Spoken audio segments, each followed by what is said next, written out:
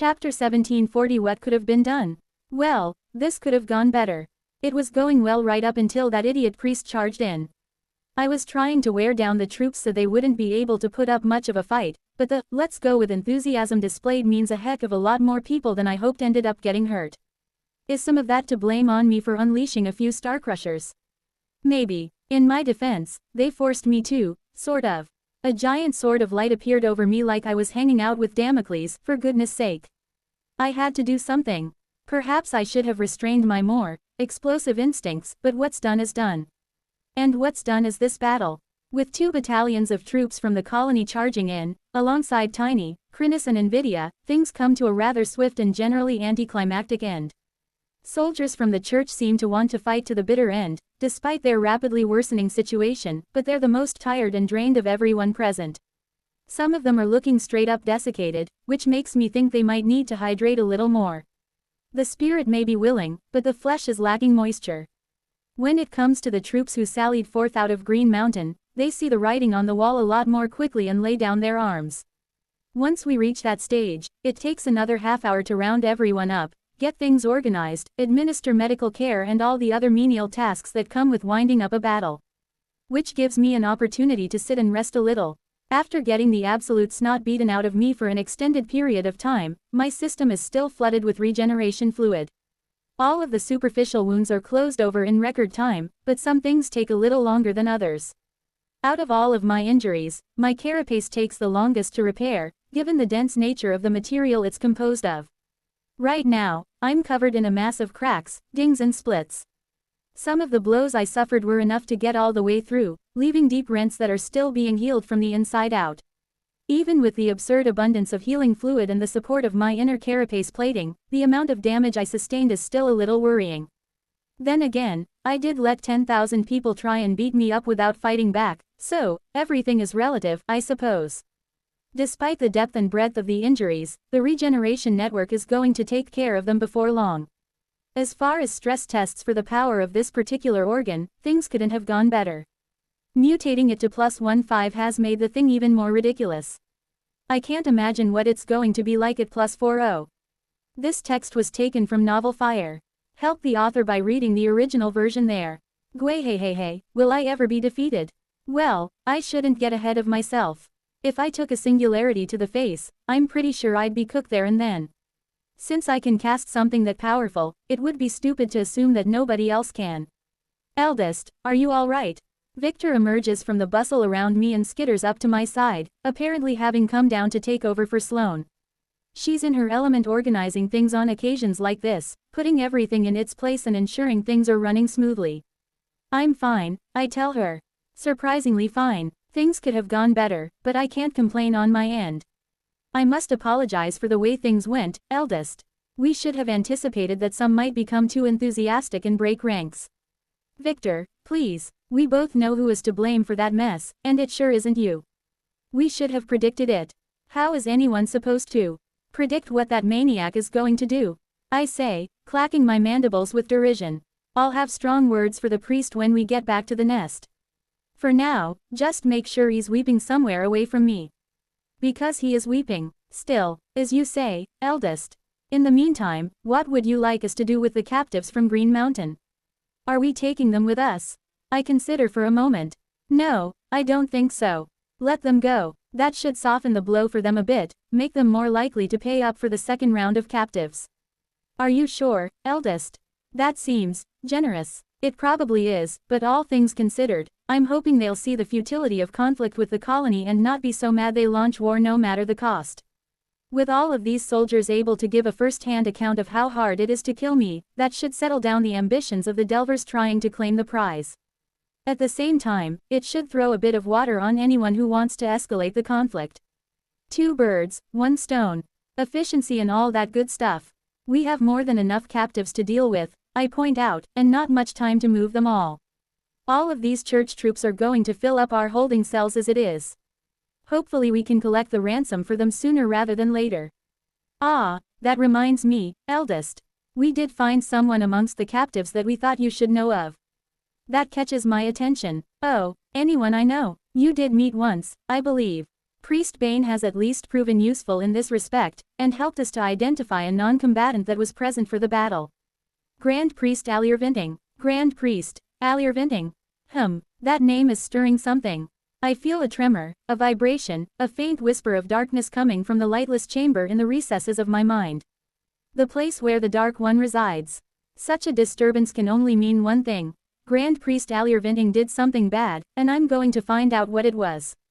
Chapter 1741 Return and Reflect. Logistics is not my area, yet being organized seems to be something that the colony is only getting better at. Tiny, Chrysalis, Nvidia and I march back to the nest at the rear of the column, making sure nothing goes wrong, but absolutely nothing does. It's almost disappointing how smooth it runs. Despite how vigorous they were during the battle, the church soldiers appear almost listless, drained of energy and willpower. Just to be safe, their officers were separated and strict safety measures were taken, but none of them appear to have been necessary. With my presence, the monsters in the tunnels avoid us, despite the abundance of food, and when we return to the nest, the captives are placed into the holding cells and locked away with barely a whisper. From what I've heard, the healers are a little concerned about them, thinking they might be suffering some sort of degenerative condition. Well, as long as they're in our care, they'll get decent meals and medical attention, so hopefully nothing bad happens. The last thing we need is for the Church of the Path to have another excuse to point the finger at us. Hopefully we can ransom them back to the church for a hefty profit and move on with life. The thought of extracting some wealth from that dreadful organization gives me some small sense of satisfaction, but I can't say it's nearly enough. Making them pay a little here and there is nice and all, but to get the full value of what they took from us, it's going to take something rather special indeed. Still, we made it back to the nest, the battle went about as well as could be expected, and the acquisition project I sent the Nameless on was completely successful. Any minute now, Merchant will be making contact and seeing how enthusiastic the people of Green Mountain are about getting their delvers back. Hey. In the meantime, I have a few things I need to be thinking about.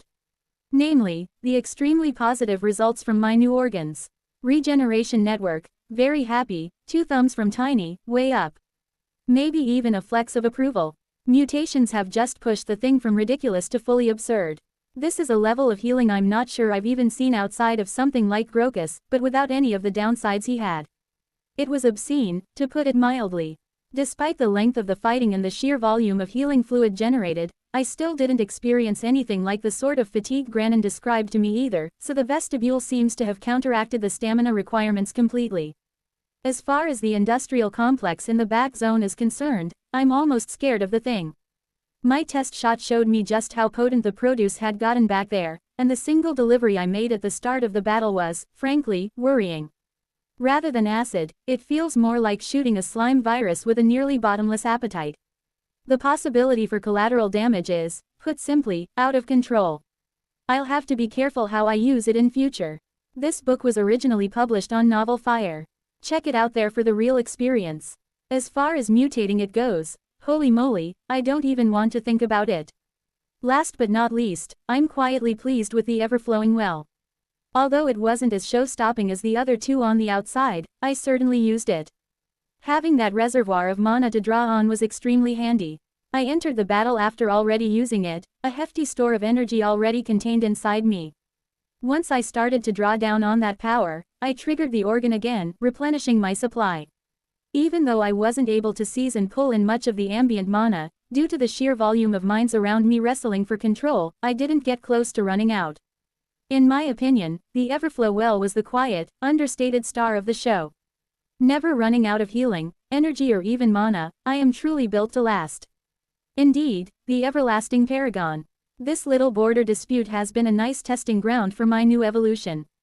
I've gotten comfortable in my body, tested out the new organs, done some initial mutating.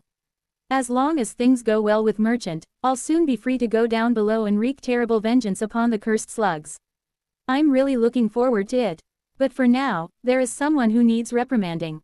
The individual in question is currently kneeling, face pressed rather firmly into the dirt, probably too firmly, if I'm being honest. Bane the one-armed priest has been brought before me, ready to receive the extremely justified antenna lashing that he deserves. I can practically see the fear in him, he's trembling like a grub while he kneels down there. I catch myself extending an antenna down towards him. Wait, no, he's not a grub, He's very naughty and does not deserve to be tickled, nor rolled. Rather than reach out with my mind and get a headache from being yelled at, I decide to communicate with pheromones exclusively. Well, I say, what do you have to say for yourself?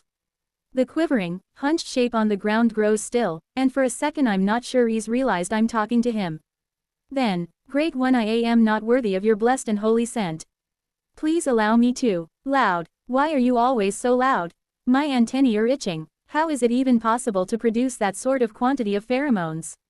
Sheesh. I am shame. You're loud, is what you are. I see the huddled figure struggle to master himself. I apologize, Great One.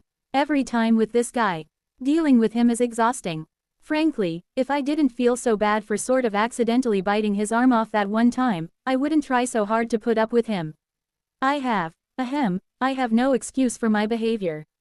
Seized with enthusiasm and holy zeal, I disrupted your strategy and led my people into danger. As your prophet, I cannot be allowed to make such mistakes and lose control of myself. That's very reasonable, surprisingly so. Hang on, is my what?